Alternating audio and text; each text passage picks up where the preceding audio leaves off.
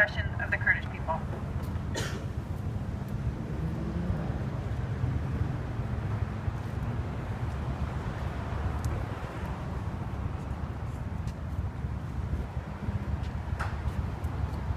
This is Hrant Dink.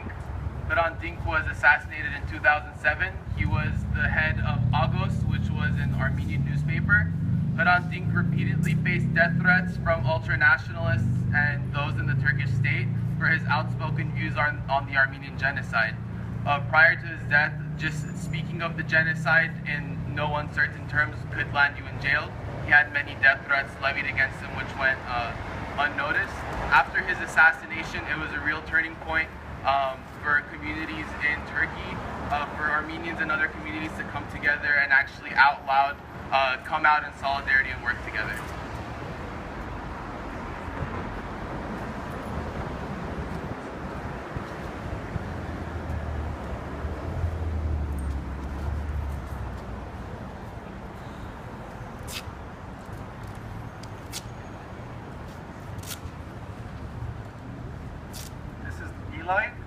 She's a trans sex worker. She's most likely Kurdish from Diyarbakir or Ahmed or Dikaranger, with the three different languages of the cohabitants. However, she was killed this past November in, I believe, Istanbul, and she was killed out of a hate crime. And when her friends when her friends took the case to the police, they said, "Why even bother? She's already dead." Her death signifies the sexist, overly nationalist, ultra-nationalist Turkish ideology permeating in Turkey at the time, and she's a victim of that.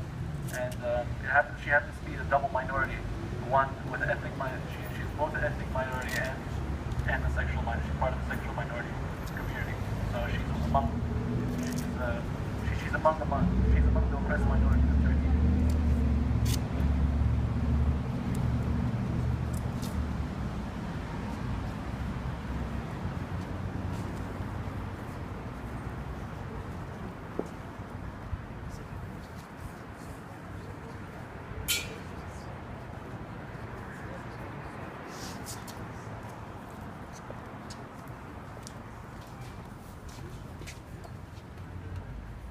This is Sophie Naget. He was killed October 7th, 2014 in the city of Kobani.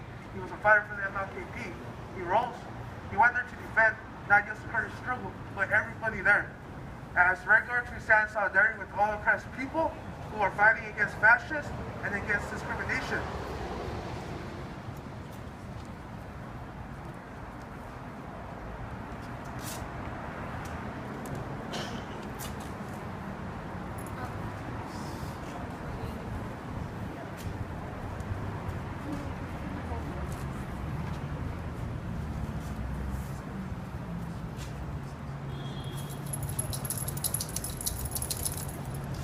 So this is Sakina Cengiz. She was a Kurdish freedom fighter. She gave all her life to fight the injustice in Turkey. She was captured by the Turkish forces, but she was jailed and put in Diyarbakir prison, where she spent many years in Diyarbakir prison. She actually was threatened that they will cut both of her breasts if she does not submit herself. She said, "I will never submit myself to injustice." As a result, she lost both of her breasts. She ended up in Paris.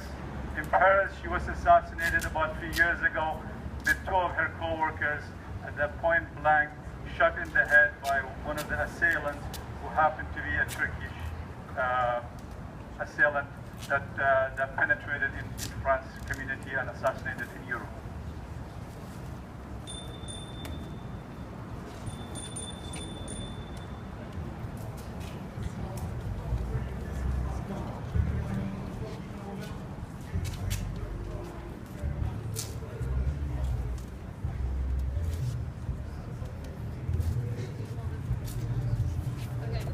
This is Jagmael. I had the honor of meeting him. He is was a Turkish activist involved with SGDF, a socialist youth organization in Turkey. I met him in Suruç in July, where he was organizing to bring the youth of Turkey who had been active building the resistance in Gezi Park to meet the Kurdish youth who were in the process of rebuilding Kobani. I met him the night before a planned trip to Kobani involving 300 youth and other Turkish activists when he had just come back from Kobani himself and was organizing a protest to commemorate the anniversary of the Rojava Revolution led by Kurdish and other ethnic minorities in northern Syria, including Armenians and Yazidis and Turkmen, etc. And the next day he was killed by an ISIS suicide bomber during a photo shoot before the youth left to bring humanitarian goods to Kobani.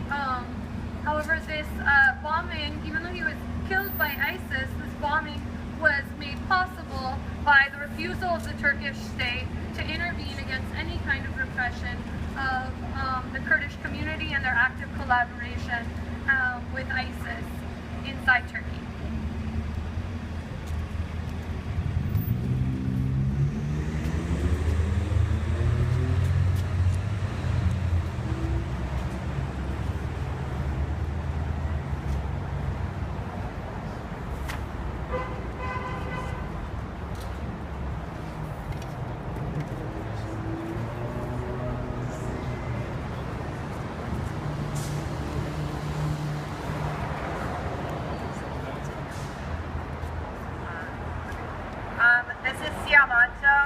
He was an Armenian writer and poet.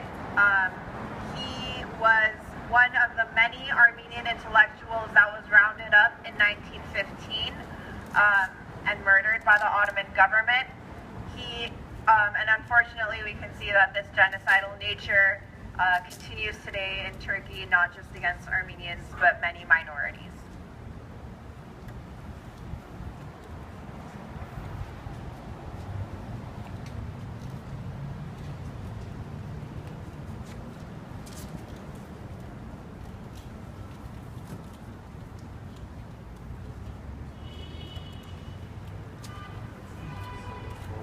This is Tahir Elçi. He was a Kurdish youth activist in Mersin. He was with the Democratic Youth Congress in Diyarbakir, and he was shot and killed by police in a march against the curfews there on Monday. His last Facebook post was politically, "I'm an anarchist. I hate the state's laws and confinement. I can't stand seeing animals in cages. People must be free. We are all Tahir Elçi."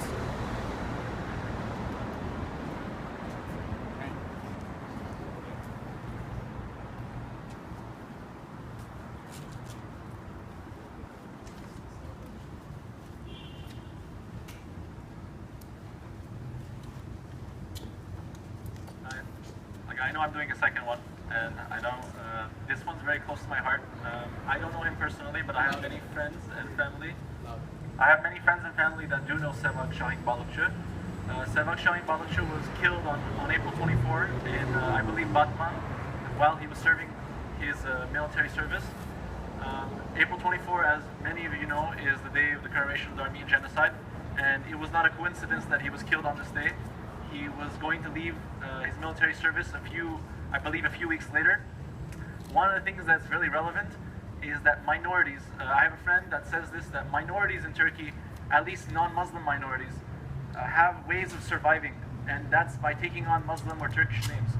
Sevak had a middle name that he went by, and that's Şahin. Even by having a Turkish name, he was still not safe because of his first name. And ever since he died, both his parents have been conducting like memorial services every single year at his grave, and they've been fighting for justice for his case.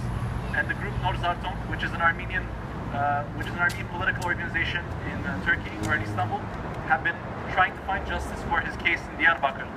And I just want to say that he was an ordinary person that ended up becoming a victim of hate crime because there's entitlement that minorities have to be marginalized, and he's one of those victims.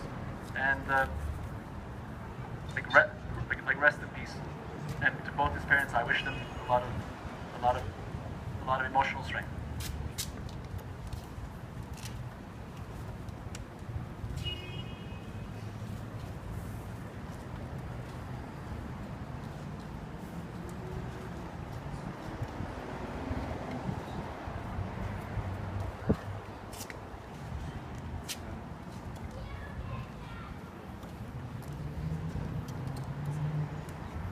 This is Ali Kitapcha. He was a union activist. He was one of the first anarcho-syndicalists organized in Turkey. He organized with his co-workers in the Railroad Workers Union for many years. And this October, he went with his co-workers to a peace rally in Ankara, where thousands and thousands of working people from unions, from the pro-Kurdish HDP and political parties came together to demand an end to the state's war on the Kurdish people in Turkey. And 2 suicide bombers struck, 100 people killed. Ali Kitapcha was one of those many people who died in that struggle for freedom and peace in Turkey.